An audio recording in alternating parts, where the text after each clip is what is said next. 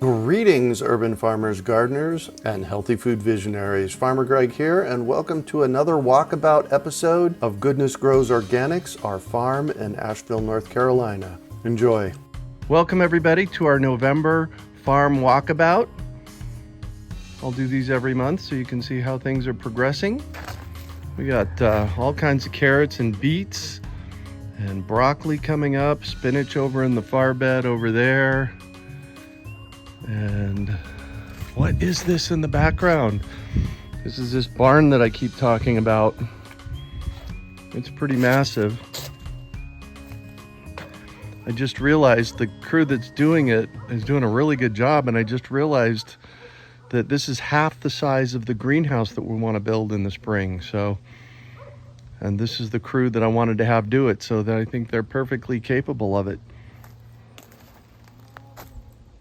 We got the structure up. This next weekend they'll be putting the roof on. Yay, I'm excited about that. The first two sections, there's 6 sections. The first 2 sections, those 2 sections right there, are going to be our tool shed. The second 2 sections will be a potting area and wood drying area, and then it's kind of hard to tell from this angle, but those 2 sections are a little bit bigger. That's going to be our chicken coop. So yeah, very excited about our barn going in, and it should be done by the beginning of December, which I'm really excited about. We started hauling the woody mulch. This bed is going to get twisted out so it's more straight. You'll see that here in a minute. And we started hauling the woody mulch up from down below. So this whole area will have some stock tanks and cinder blocks to hold everything back, and then we're going to backfill it with woody mulch. There's one of the stock tanks, and there's the other stock tank.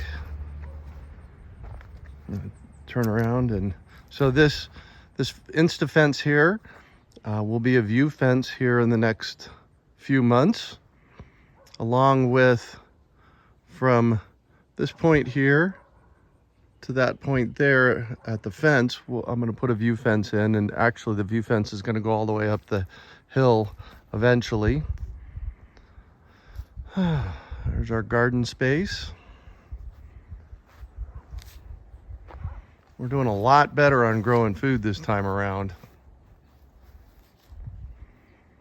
And the shed. And it's wintertime here, yay.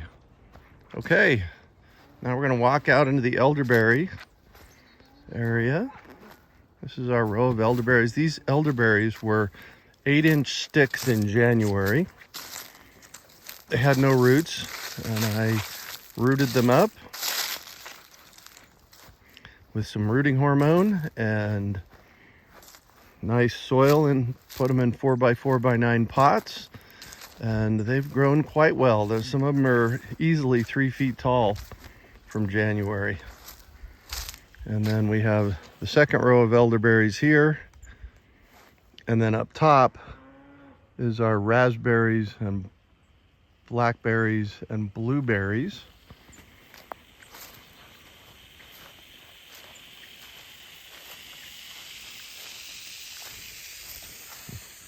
Hear that?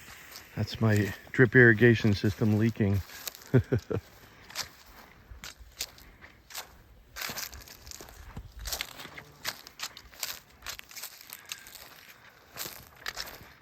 I make this same walk once a month and post them on YouTube so you can see. And then so you can see how most everything's dormant. These are mulberries and service berries. Not quite sure what a service berry is, but we are going to find out. That's one of the things I tell people when you're gardening, how to find out how to grow something. Go get some seeds or a plant starts and grow it and see what happens.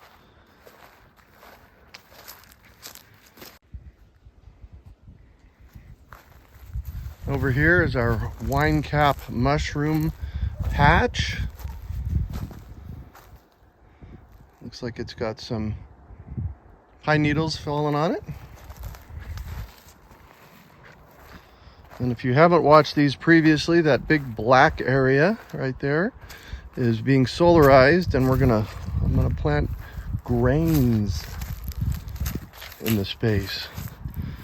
Maybe some rice and wheat. We'll see when the spring comes. And what we have here is my on-contour swales that I've planted in. Now this end, there's another 18 holes on this side that have yet to be planted. I haven't put anything in yet. Probably haven't put anything in them yet. Probably gonna do elderberries. And so what we have here on the left, right here, and right there, these are mulberries. So I have 4 mulberries on the left here, and then stone fruit. We had our first 20-degree day on about October 20th, and then it warmed up from there. And this is what it did to the stone fruit trees. It fried the leaves, so it forced them into dormancy, although I can see some interesting new growth at the tip ends. So these are 10 different varieties of Zager genetic stone fruit from Dave Wilson Nursery. We'll see if any of them magically do really good here. I've been told that stone fruit are hard to grow where I live, so I'm gonna give it my best shot. And then down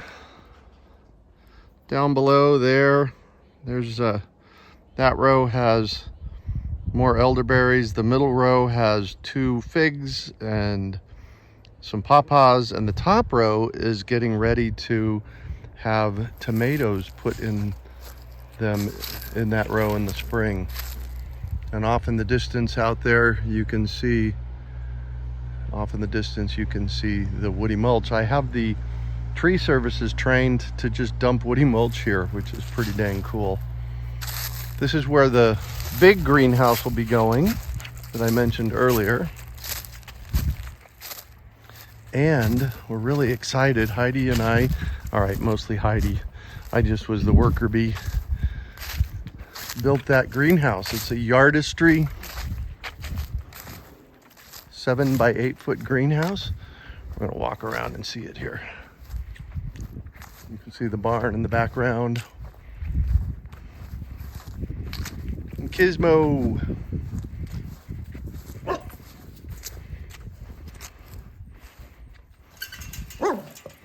I know, right?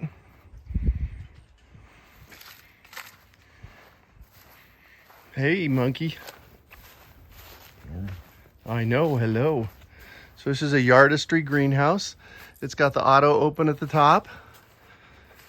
I have set this up. There's the conduit for electrical and the PVC for water. And it's just a teeny little greenhouse, but it's going to keep our citrus alive through the winter and some of the other things alive through the winter. And then we'll be putting up shelves next weekend in here, so that'll help a lot. And then we'll start seeds in December and January. Hey, oh, look at that. Our basil's still alive after 20 degrees, but we moved it here in the greenhouse. There you go. A look at our new farmstead here in Asheville, North Carolina. Pay attention for next month.